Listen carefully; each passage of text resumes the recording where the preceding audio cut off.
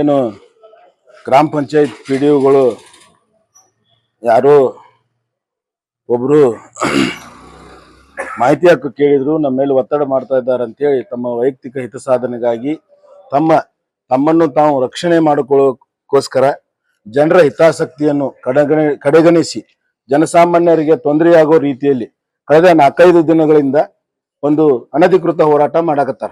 ಈ ಅನಧಿಕೃತ ಹೋರಾಟಕ್ಕೆ ಹಿರಿಯ ಅಧಿಕಾರಿಗಳಿಗೆ ಒಪ್ಪಿಗೆನೂ ಪಡೆದಿಲ್ಲ ಹಾಗೂ ಪೊಲೀಸ್ ಇಲಾಖೆಯ ಒಪ್ಪಿಗೆನೂ ಕೂಡ ಪಡೆದಿಲ್ಲ. ಹಾಗಾಗಿ ಈ ಒಂದು ಹೋರಾಟ ಅನಧಿಕೃತವಾಗಿದೆ.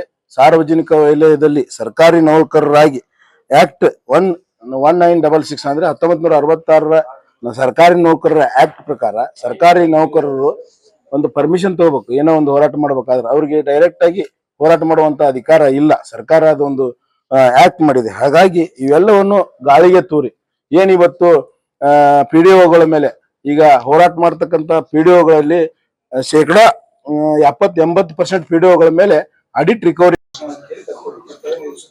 ಕಳೆದ ಕೆಲವು ದಿನಗಳಿಂದ ಗ್ರಾಮ ಪಂಚಾಯತ್ ತಮ್ಮ ವೈಯಕ್ತಿಕ ಹಿತಸಾಧನೆಗಾಗಿ ಜಿಲ್ಲಾಧಿಕಾರಿಗಳ ಅಪ್ಪಣೆ ಪಡೆಯುವ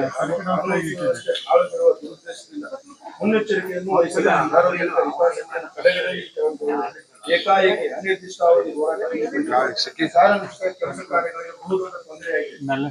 ಸರ್ಕಾರಿ ನೌಕರರಿಗೆ ಸರ್ಕಾರಿ ನೌಕರರ ಆಕ್ಟ್ 1966 ಪ್ರಕಾರ ಹೋರಾಟ ಮಾಡುವ ಯಾವುದೇ ಹಕ್ಕುಗಳಿಲ್ಲ.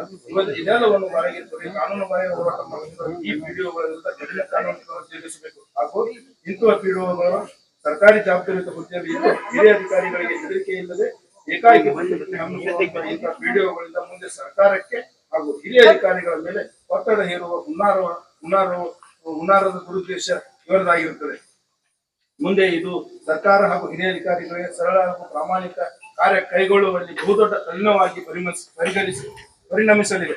ಹೀಗಾಗಿ ಹಿರಿಯ ಅಧಿಕಾರಿಗಳು ತಾವು ಇಂತಹ ದುರುದ್ದೇಶ ಹೊಂದಿದ ವೈಯಕ್ತಿಕ ಹಿತ ಸಾಧನೆಗಾಗಿ ಪ್ರತಿಭಟನೆಯಿಂದ ಆಸ್ತರವನ್ನು ಬಳಸುತ್ತಿರುವಂತಹ ದುಷ್ಟ ಮನಸ್ಥಿತಿ ಹೊಂದಿರುವ ಪಿಡಿಒಗಳನ್ನು ಈ ಕೂಡಲೇ ಕೆಲಸದಿಂದ ವಜಾ ಮಾಡಿ ಕಠಿಣ ಹಾಗೂ ಸೂಕ್ತ ಕಾನೂನು ಕ್ರಮ ಕೈಗೊಳ್ಳಬೇಕಾಗಿ ಮೂಲಕ ಹೆಚ್ಚಿಸುತ್ತಿದ್ದೇವೆ. ಹಾಗೂ ಇವರುಗಳು ಪ್ರತಿಭಟನೆ ಹಮ್ಮಿಕೊಂಡ ದಿನದಿಂದ ಇಲ್ಲಿವರೆಗೆ ಸರ್ಕಾರಿ ಕೆಲಸಕ್ಕೆ ಹಾಜರಾಗದೆ ಪ್ರತಿಭಟನೆ ಮಾಡುತ್ತಿರುವುದು ಪಿಡಿಒಗಳ ಗೈರಾದ ಹಾಜರಾತಿಯನ್ನು ತಾವು ಏನೆಂದು ಪರಿಗಣಿಸುತ್ತೀರಿ ಎಂಬ ಮಾಹಿತಿಯನ್ನು ಕೂಡ ತಾವು ನಮಗೆ ತಿಳಿಸಬೇಕಾಗಿ ಕೋರಿಕೊಳ್ಳುತ್ತೇವೆ.